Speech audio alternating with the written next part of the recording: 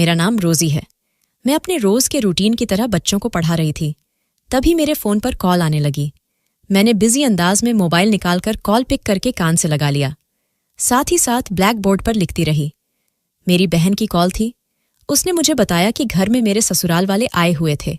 उसने मुझे उनके आने का बताया और कहा कि मैं जल्दी घर आ जाऊं। मैंने ठीक है कहकर कॉल काट दी और जल्दी जल्दी अपना काम निपटाने लगी। जल्दी करने के बावजूद मुझे हाफ डे लीव लेते हुए आधा घंटा लग गया।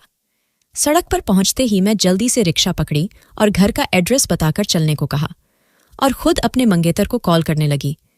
मगर हर बार की तरह इस बार भी मुझे मायूसी हुई। पता नहीं मेरा मंगेतर ऐसा क्यों करता था। वह सच में ही कहीं बिजी हो जाता था या जानबूझकर मेरी कॉल नहीं उठाता था। इस बात का फैसला मैं आज तक नहीं कर पाई थी। 3-4 बार ट्राई करने के बाद मैंने मोबाइल बंद करके पर्स में डाल दिया। कुछ ही देर के बाद मैं अपने घर पहुंच चुकी थी। मैं बहुत खुशी खुशी ड्राइंग रूम में गई, मगर अगले ही पल मेरी सारी खुशी उड़न छू हो गई थी। अब खुशी की जगह मायूसी ने ले ली थी। जबरदस्ती मुस्कुराते हुए और सलाम करते हुए अंदर गई और फेक मुस्कुराहट के साथ जाकर अपनी सास के पास बैठ गई। मेरा मंगेतर आज भी नहीं आया था। न जाने उसे तंग करके क्या मिलता था। उसका यह बिना वजह का एटीट्यूड मेरी समझ के बाहर होता जा रहा था। ना तो वह कभी कॉल पर बात करता था, ना ही वह कभी मिलने आता था। लड़की होने के बावजूद मैं उसे अपनी तरफ से कई बार बुला चुकी थी, मगर वह था कि उसे तो कोई परवाह ही नहीं थी।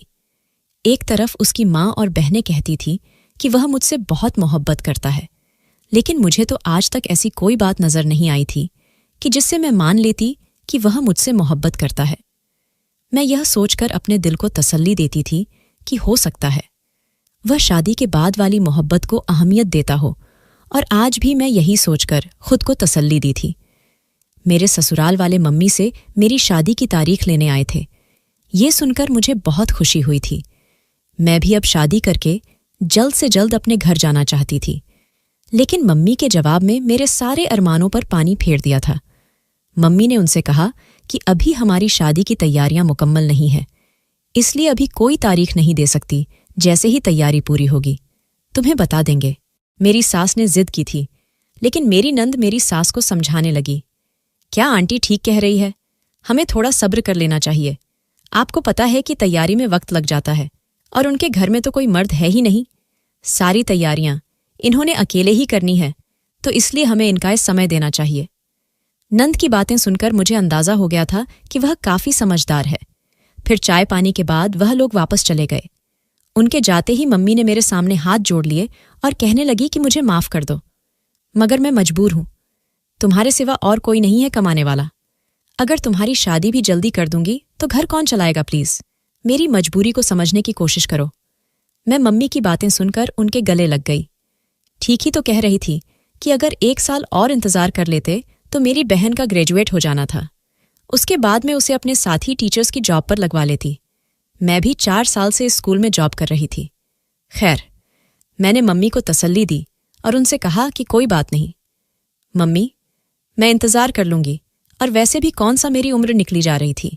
अभी सिर्फ 22 साल की तो हुई हूं। 1 साल इंतजार करने से भला मैं कौन सा बूढ़ी हो जाती। बर्तन धोने के बाद मैं कमरे में आ गई। जैसे ही दरवाजा खोलकर अंदर गई, मेरी बहन एकदम डर कर उछली थी। मैंने हैरानगी से उसको देखा। उसे आजकल बहुत ही ज्यादा दौरे पड़ रहे थे। बैठे बैठे चौंक जाती और अक्सर घबराई सी रहती है। मैं पिछले कई दिनों से उसका यह सब व्यवहार नोट कर रही थी और उसकी यूं डरने की वजह जानना चाहती थी। मैंने उससे पूछा तो उसके चेहरे की हवाइयां उड़ी हुई थीं। मेरे सवाल करने पर उसने बड़ी मुश्किल से खुद को संभाला था और फिर कहा, दीदी, वह मैं डरावनी कहानी पढ़ रही थी, इसलिए डर गई। मैं लगातार उसकी आंखों में देख रही थी। जिस तरह हकलाते हुए उसने जवाब दिया था, उसकी आंखें और उसकी जुबान उसका साथ बिल्कुल नहीं दे रही थी। जरूर वह मुझसे कोई ना कोई बात छुपा रही थी, मगर उस वक्त मैं बहुत थकी हुई थी। मैं और कुछ भी नहीं पूछा और फ्रेश होने वॉशरूम में चली गई। दिन गुजरते जा रहे थे। एक दिन मैं स्कूल के स्टाफ रूम में बैठी हुई मैं कॉपी चेक कर रही थी। उस दिन मैं सभी बच्चों की कॉपी चेक कर रही थी। मुझे सारे बच्चों की कॉपी आज ही पूरी करनी थी। स्कूल में जाने से पहले मैंने अपना फोन साइलेंट पर कर दी थी। 2-3 घंटे के बाद कॉपी चेक करने के बाद स्टाफ रूम से बाहर आई तो रिसेप्शनिस्ट ने मुझे बताया कि तुम्हारी मम्मी की 2-3 कॉल्स आई थी और तुम्हारी मम्मी तुम्हारी बहन को लेकर यहाँ पर आई भी थी और वह बहुत रो भी रही थी, लेकिन आपने डिस्टर्ब करने को मना किया था, इसलिए बताया नहीं। उनकी बातें सुनकर मैं बहुत ज्यादा परेशान हो गई। मम्मी को क्या हुआ था? मैंने फौरन अपने बैग से मोबाइल निकला जहां मम्मी की बहुत सारी कॉल आई हुई थी।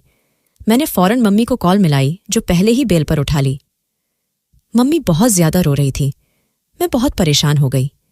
मैंने मम्मी से पूछा क्या हुआ, तो मम्मी ने रोते हुए मुझे घर आने को कहा। मैंने छुट्टी की बात कही तो मुझे छुट्टी नहीं मिली क्योंकि बच्चों के एग्जाम चलने वाले थे और मुझे वर्क करना था। अब मुझे दोपहर तक का इंतजार करना था। इस दौरान मेरा ध्यान लगातार मम्मी की तरफ लग रहा था कि वक्त गुजरने का नाम ही नहीं ले रहा था। जैसे तैसे छुट्टी हुई। मैं बिना देर किए सीधी घर पहुंची जहां मेरी बहन के कमरे में उसकी चीखने की आवाज आ रही थी। मेरा दिल दहल कर रह गया। मैं फौरन से उसके कमरे में गई। सामने का मंजर देखते ही मेरे पैरों तले से जमीन निकल गई। मेरे सामने ही मेरी मम्मी बहन को बहुत ज्यादा मार रही थी। मैंने जल्दी से जाकर बहन को मम्मी से छुड़वाया और पूछा कि यह सब क्या है। तो मम्मी कहने लगी, इसी से पूछो, इतनी सी उम्र में यह मुंह काला करके आई है, कहीं मुंह दिखाने के लायक नहीं छोड़ा। मैं लोगों को क्या जवाब दूंगी? मम्मी की बातें सुनकर जैसे मेरे सर पर आसमान टूट पड़ा। मैं अपनी बहन की तरफ देख रही थी जो बार बार रोते हुए ना में सर हिला रही थी और कह रही थी कि मैं बुरी नहीं हूं, मैं पाकदामन हूं। मम्मी का रो रो कर बुरा हाल हो गया था। मेरी बहन की हालत भी बहुत खराब थी। मैं तो हैरत से अपनी बहन को देखे जा रही थी। मुझे अपने कानों पर यकीन नहीं आ रहा था कि जो कुछ मैंने सुना वह सच है या फिर मेरे कानों का धोखा है। मैं सब कुछ झूठला देती, मगर जो कुछ मेरी आंखें देख रही थीं वह कैसे झूठलाती? यह कोई सपना या फिर मेरा वहम नहीं था। यह हकीकत थी। यह एक सैलाब था जो हमारी जिंदगी में खुल चुका था और अब न जाने यह सैलाब हमारी जिंदगी में कौन कौन सा तूफान लेकर आने वाला था। मेरा नाम रोजी है और मेरी उम्र 26 साल है। यूपी के एक छोटे से शहर में रहती हूँ। पिछले 4 साल से मैं अकेली रह रही हूँ।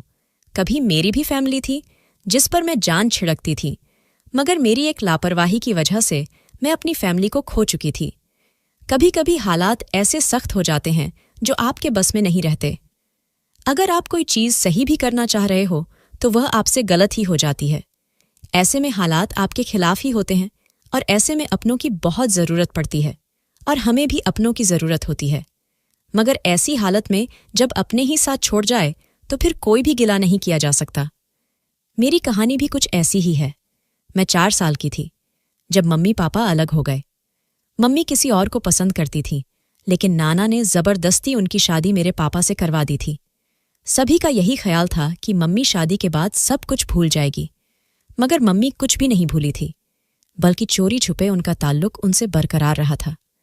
मेरे पैदा होने का भी मम्मी को कोई असर नहीं हुआ। मेरे पैदा होने के बाद भी वह मेरी देखभाल नहीं करती थी, बस मुझे एक जगह छोड़कर इधर उधर लगी रहती थी। उन्हें मेरे रोने या हंसने की कोई भी परवाह नहीं थी। वह तो शुक्र था कि मेरी चाची इस घर में मौजूद थी, जो मुझे 1 मिनट के लिए भी रोता बर्दाश्त नहीं कर सकती थी और मुझे उठाकर अपने साथ ले जाती है। एक माँ की तरह मेरा ख्याल रखती। पापा मम्मी की सारी हरकतों को जानते थे। उन्होंने कई बार मम्मी को समझने की कोशिश की, मगर मम्मी ने पापा के साथ रहना ही नहीं चाहा। बस मौका ढूंढ रही थी। एक दिन उन्हें मौका मिल गया। उसी रात पापा किसी जरूरी काम से फंस गए और थोड़ी देर से घर वापस आए। तब मम्मी पापा के सामने खड़ी हो गई और चिल्लाकर पापा के ऊपर इल्जाम लगाने लगी। पापा ने खुद पर बहुत कंट्रोल किया, मगर शायद अब समय खत्म हो चुका था। पापा की सारी बर्दाश्त अब जवाब दे गई थी। तभी पापा ने खड़े खड़े अब मम्मी को तलाक दे दी थी। मम्मी तो जैसे पहले से ही तैयार खड़ी थी। उन्होंने अपना सामान पैक किया, उठाया और एकदम घर से चली गई। उनके इस फैसले से वह दोनों तो बहुत सुकून में आ गए थे, मगर वह नहीं जानते थे कि उनका यह फैसला मेरी जिंदगी पर कितना बुरा असर डालेगा। मेरी सारी जिम्मेदारी चाची पर आ गई थी, जिसकी वजह से चाची की अपनी जिंदगी डिस्टर्ब हो रही थी। 3 साल के बाद पापा ने एक तलाकशुदा औरतों से दूसरी शादी कर ली, जिसके पति ने शादी के 6 महीने बाद ही उसे तलाक दे दी थी। शुरू में उनके पास जाने से मुझे बहुत डर लगता था, क्योंकि मैंने स्कूल में जो स्टेप मदर के बारे में जो कुछ सुना था वह सब अच्छा नहीं था। मगर वह औरत बहुत समझदार और सुलझी हुई औरत थी। कुछ ही दिनों में उसने मेरे दिल में अपनी जगह बना ली थी और मैं उसे मम्मी बुलाने लगी थी। मेरी और मम्मी की अच्छी खासी बॉन्डिंग हो गई थी। चाचा अब शहर के बाहर रहते थे। उन्होंने चाची और बच्चों को भी अपने पास बुला लिया था। अब घर में सिर्फ मैं, मम्मी और पापा रहते थे। अगले साल ही मेरी छोटी बहन हुई थी। उसके आने से जैसे हमारी जिंदगी पूरी सी हो गई थी। सब कुछ हंसी खुशी गुजर रहा था। एक दिन हमारी जिंदगी में तूफान आया जो हमारा सब कुछ बहा कर ले गया। उस वक्त मेरी छोटी बहन सिर्फ 2 साल की थी और मैं 10 साल की, जब पापा को हार्ट अटैक हो गया। पापा मौके पर ही मर गए थे और हमारी जिंदगी को बिरान कर गए थे। सभी मेरी मम्मी को मनहूस और बुरे काम वाली कह रहे थे, जो पहले अपनी एक शादी ना निभा सकी और अब दूसरी शादी में अपने पति को ही खा गई। अब लोगों ने जीना मुश्किल कर दिया था। ऊपर से चाचा से भी कोई बात नहीं हो रही थी। आखिर मजबूरन मम्मी को वह घर बेचना पड़ा और हम लोग वहां से एक गांव चले गए। घर के पैसों से मम्मी ने छोटा सा मकान खरीद लिया था और बाकी पैसे अकाउंट में सेविंग के तौर पर डलवा दिए थे। मेरा एडमिशन यही के एक स्कूल में करवा दिया गया था। सेविंग से हमारा अच्छा खासा गुजारा हो रहा था। सेविंग्स की गई पैसों से सिर्फ 9 साल ही गुजरे थे। मम्मी को शायद अंदाजा था कि यह पैसे उतने ही चल पाएंगे। तभी वह 7-7 लोगों के कपड़ों पर कढ़ाई करने लगी थी, मगर कढ़ाई के पैसों से कहाँ घर चलते हैं। मैं मम्मी को यूं मजबूर देखी तो मुझे बहुत बुरा लगता। मैंने इंग्लिश से ग्रेजुएशन की और एक स्कूल में नौकरी की। मैं टीचिंग की जॉब करने लगी। इससे आगे की पढ़ाई मेरे बस के बाहर थी, तो इसलिए मैंने पढ़ाई को छोड़ दिया, जबकि अपनी छोटी बहन हिना का एडमिशन एक प्राइवेट स्कूल में करवाया था।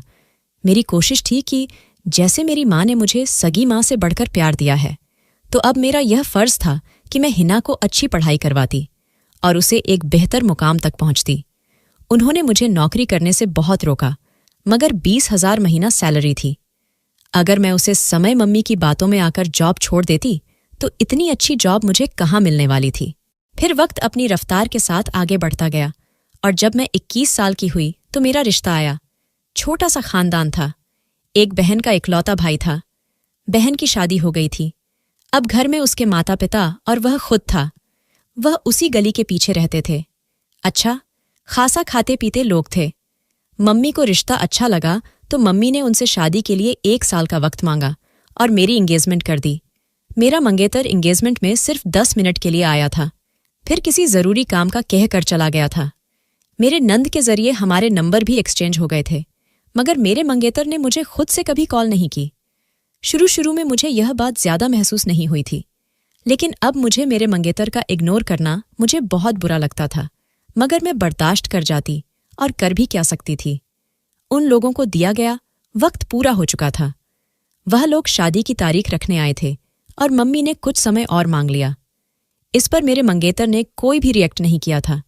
मेरी बहन अब 9th क्लास में थी और 13 साल की थी।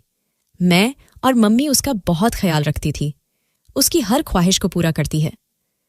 हमने उसे कभी किसी चीज की कमी महसूस नहीं होने दी। वह बहुत लाडली थी, मगर मैंने जो आज खबर सुनी थी मुझे समझ में नहीं आ रहा था कि क्या रिएक्ट करूं। न जाने हमारी परवरिश में कहाँ कमी हो गई थी, हमसे कहाँ भूल हो गई थी जो उसने इतना बड़ा कदम उठा लिया। मम्मी ने मुझ पर जो धमाका किया था, बहुत देर तक मैं अपने होश में नहीं रही। मम्मी ने कहा कि जब हिना स्कूल से वापस आई तो उसकी तबीयत बहुत खराब थी। उसे चक्कर आ रहे थे, साथ में उसके पेट में भी दर्द था। तभी मम्मी ने मुझे कॉल की, लेकिन मैंने कॉल नहीं उठाया था, तो मम्मी उसे लेकर अस्पताल आ गई। उसकी हालत देखकर डॉक्टर को कुछ शक हुआ तो उसने कुछ टेस्ट किया। टेस्ट की रिपोर्ट पॉजिटिव निकली तो डॉक्टर का शक सच में बदल गया। उसकी रिपोर्ट चीख कर मेरी 13 साल की बहन की मां बनने की खबर सुना रही थी। मैंने बहुत मुश्किल से खुद पर कंट्रोल किया और अपनी बहन की तरफ गई ताकि उससे पूछ सकूं उसने ये हरकत क्यों की। उसने अपने किरदार पर इतना बड़ा दाग लगवा लिया और अभी मेरा सवाल मुंह में ही था जब वह अपनी जगह से एक झटके में उठी और रोते हुए कहने लगी कि मैं बेकसूर हूं, मैं पाक दामन हूं। यह कहते ही वह भाग गई और दूसरे कमरे में चली गई। उसने कमरे को अंदर से बंद कर दिया। मैंने मम्मी को उठाया और उनको कमरे में ले गई। मम्मी किसी भी तरह से संभलने में नहीं आ रही थी। सदमा बहुत ही बड़ा था। मम्मी के सोचने समझने की शक्ति खत्म हो गई थी मगर मुझे आराम से समझदारी से कम लेना था और इस परेशानी से निकलने के लिए कोई ना कोई हल निकालना था। मैंने कई बार जाकर अपनी बहन के कमरे का दरवाज़ा खटखटाया, मगर उसने दरवाज़ा नहीं खोला। मैं उससे पूछना चाहती थी कि उसके साथ किसने जुल्म किया, या फिर वह खुद ही। लेकिन एक इतनी छोटी बच्ची ऐसा कैसे कर सकती है? ये मेरी समझ से बाहर था। थक हार कर मैं अपने कमरे में आ गई। अगली सुबह मेरे उठने से पहले ही वह स्कूल जा चुकी थी। मैं भी मम्मी को रिलैक्स रहने का बोला और स्कूल चली गई। पूरा दिन मेरा दिमाग खराब रहा। बदनामी का डर सर चढ़कर बोल रहा था। मैंने अपनी एक कलीग को मसला बताया तो उसने मुझसे कहा कि अभी शुरुआत है, तुम अपनी बहन का अबॉर्शन करवा दो। मैं घर जाकर मम्मी से और बहन से बात की, मगर मेरी बहन एकदम अकड़ गई। वह किसी तौर पर ऐसा नहीं चाहती थी। उसे ना तो बदनामी का डर था और नहीं अपने किरदार पर लगे दाग का, बल्कि बहुत सुकून से बैठी थी, जैसे कुछ हुआ ही ना हो। मगर मैं सुकून से नहीं थी। अगर मेरे ससुराल वालों को इस चीज की भनक भी पड़ जाती तो वह रिश्ता खत्म करने के लिए 1 सेकंड की देर भी ना लगाते। मुझे कुछ भी करके इस झंझट को खत्म करना था, क्योंकि यह सिवाय हमारे लिए बदनामी के कुछ न था। जितना इस मामले को बढ़ाया जाता उतना ही हमारे लिए मुश्किल पैदा होती, क्योंकि मेरी बहन की तबीयत गिरती जा रही थी। उसकी बदलती पीली रंगत किसी को भी शक में डाल सकती थी। इसलिए मम्मी ने उसका स्कूल छुड़वा दिया। वह पूरी तरीके से कमरे में बंद होकर रह गई। मैंने हर तरह की कोशिश करके देख ली कि वह किसी भी तरह यह दाग मिटा दे, लेकिन वह राजी नहीं हुई। मैं किचन में खड़ी दूध गर्म कर रही थी। दूध गर्म करके मैंने एक गिलास में डाला और अपनी जेब से एक छोटी सी शीशी निकली। उस शीशी में अबॉर्शन की दवाई थी। मैंने वह शीशी खोली और दवाई गिलास में मिलने लगी।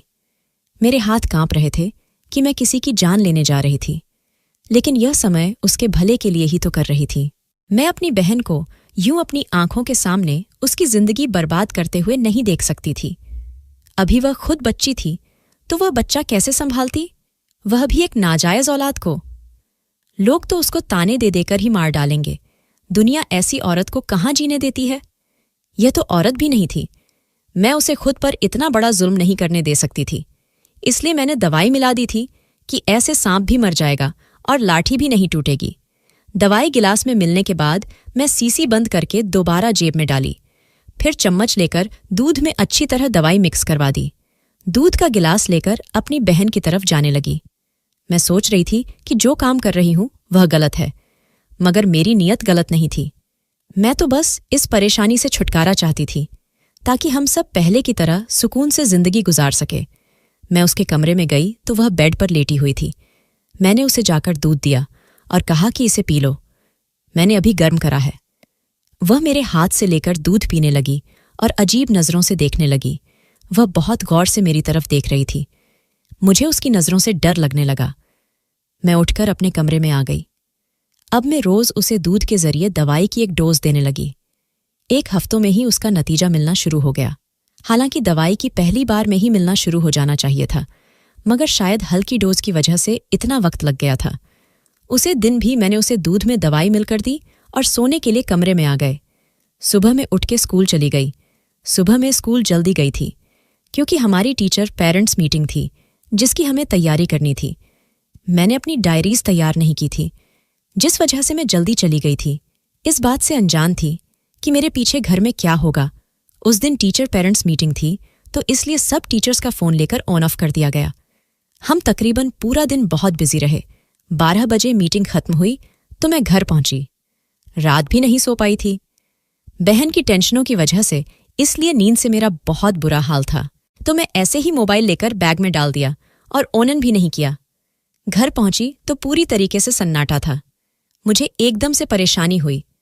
उस वक्त तो मम्मी और मेरी छोटी बहन थी और उनकी आवाज बाहर तक आ रही होती थी। मेरी 6 बार बार किसी अनहोनी का पता दे रही थी। मैं धड़कते दिल के साथ अंदर गई। अंदर मम्मी को लूटे फूटे हाल में देखकर मेरी नींद एकदम उड़ गई। फौरन भागकर मम्मी के पास गई। मम्मी जोर जोर से रो रही थी। जब मम्मी थोड़ी संभली तो मैंने मम्मी से पूछा। अगले ही पल मम्मी ने मेरे मुंह पर थप्पड़ मारा था और फिर मम्मी की अगली बात ने मेरे पैरों तले से जमीन खींच ली। मम्मी ने कहा, मैं कैसी पत्थर दिल हूं, मैंने अपनी ही बहन की जान ले ली थी। मैं हैरत से मम्मी की बात सुन रही थी। मम्मी मुझे कहने लगी कि तुम्हें शर्म नहीं आई। तुमने मेरे बच्चे की जान ले ली। मैंने तुम्हें मां से बढ़कर प्यार किया था। तुमने मेरी बच्ची को ही मार दिया। मेरी तुमसे क्या दुश्मनी थी? मैंने सफाई में कुछ कहने की कोशिश की, लेकिन मम्मी ने मेरी कोई भी बात नहीं सुनी। मैं चुपचाप खड़ी मम्मी के इल्जाम सुनती रही। मम्मी सही तो कह रही थी। मेरी दी गई दवाई की वजह से ही मेरी बहन मर गई, क्योंकि वह खुद भी बच्ची थी और दवाई को बर्दाश्त नहीं कर पाई थी और जिंदगी की बाजी हार गई। मम्मी ने मुझे मेरी बहन तक का जनाजा नहीं देखने दिया। थोड़ी ही देर बाद मेरे ससुराल वाले पहुंच चुके थे। सबको यही बताया था कि छिपकली वाला दूध पीने की वजह से, जहर की वजह से मेरी बहन की मौत हुई। हकीकत से सिर्फ मैं और मेरी मम्मी ही वाकिफ थे। कुछ देर बाद मेरी बहन को दफना दिया और मुझे मेरी बहन के आखिरी दीदार से भी महरूम कर दिया गया। खैर, जिंदगी फिर अपने रूटीन पर आ गई। इस बीच मैंने मम्मी को मनाने की पूरी कोशिश की। दिन रात मेरी बहन मेरे सपनों में आती थी और मुझे अपनी जान का हिसाब मांगती थी। शुरू में मैं अपना वहम समझकर भूल गई, मगर अब मुझे सच में ख्वाब आने लगे तो मैंने फैसला किया, थोड़े दिन के लिए यहां से दूर चली जाती हूं। जगह की चेंजिंग से मम्मी भी अपने आप को थोड़ी सही महसूस करेंगे। मैं उन सपनों की वजह से एक पल भी नहीं सो पाती थी। जाग जाग कर मेरी तबीयत खराब हो गई थी। हो सकता था कि जगह की चेंजिंग से सेहत पर अच्छा असर पड़ता। इसी सिलसिले में मुझे छुट्टियां लेने स्कूल जाना था, इसलिए मैंने घर का ताला लगाया। मम्मी कहीं बाहर गई हुई थी, तो इसलिए मैंने ताला लगाकर चाबी बराबर वाली आंटी को दे दी कि जब मम्मी आए तो उन्हें इंतजार करना पड़ेगा। जैसे ही मैं स्कूल पहुंची तो प्रिंसिपल ने कहा कि थोड़ी देर के लिए साथ आ जाओ, बच्चों के सिलसिले में कोई बात करनी है। यह सुनते ही प्रिंसिपल के साथ उनके रूम में चली गई। फिर वहां मुझे अपनी तबीयत थोड़ी ठीक नहीं लगी तो मैं खुद को दिखाने के लिए अस्पताल आ गई हूं। जब मैं अस्पताल पहुंची तो मैंने देखा कि वहां पर बेड पर पड़ी कम उम्र लड़की कोई और नहीं, बल्कि मेरी बहन थी जो दर्द से कराह रही थी। मैंने खुद को गिरने से बचने के लिए बेड का सहारा लिया था। मेरी मम्मी डॉक्टर के सामने हाथ जोड़ जोड़कर मेरी बहन को बचाने के लिए दरखास्त कर रही थी। मैं पीछे थी, इसलिए वह मुझे नहीं देख सकी। खैर, मम्मी को लेबर रूम से बाहर निकालकर डॉक्टर ने चेकअप शुरू किया और फौरन ही बहन को ऑपरेशन थिएटर में ले गए। 1 घंटे ऑपरेशन के बाद मेरी बहन से निकलने वाला मेरे हाथ में था। वह कोई बच्चा नहीं था, बल्कि रसौली का एक गुच्छा था जिसने मेरी बहन का पेट फूलकर बड़ा कर दिया था। डॉक्टर ने कहा कि यह बच्ची एक बार मेरे पास आई थी, तब भी मुझे इस पर रसौली का शक था। मैंने इसके टेस्ट भी किए थे और इसकी रिपोर्ट्स रखकर इमरजेंसी केस में चली गई। वापस आई तो इसकी मां गलती से इसकी जगह किसी और की रिपोर्ट्स ले गई और गलत प्रेगनेंसी की रिपोर्ट थी। काश यह पहले आ जाती तो इसे आज इतनी तकलीफ बर्दाश्त ना करनी। पड़ती में वह पैकेट पकड़कर सीधा मम्मी के पास गई। मम्मी मुझे देखकर एकदम से चौंक गई। वह तो मुझे घर छोड़कर आई थी, उन्हें मेरे यहां आने की उम्मीद नहीं थी। मैंने वह रसोली वाला पैकेट मम्मी के हाथ में देख लिया। अपनी बेटी की हालत, यह रसोली जिसे आप बच्चा समझकर 9 महीने तक उसके पेट में पलती रही, उन्होंने आपकी बेटी का सारा पेट जख्मी कर दिया है। वह कितनी तकलीफ में है, आप जाकर देखें। मैंने मम्मी से कहा कि उन्होंने ऐसा क्यों किया, मगर मम्मी के पास किसी सवाल का जवाब नहीं था।